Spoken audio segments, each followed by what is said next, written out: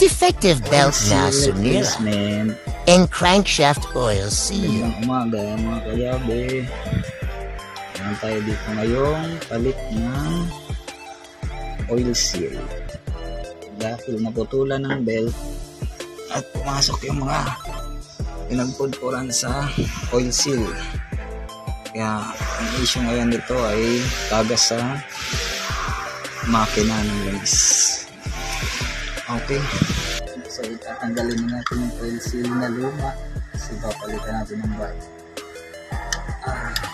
Modern jeep nga pala to, hyundai D4cc ang makina.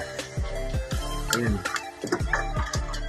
kung makikita nyo dito yung oil Defective seal, crankshaft, oil seal, yun yung lumalapat sa crankshaft para hindi lumabas yung langis habang umiikot yung crankshaft.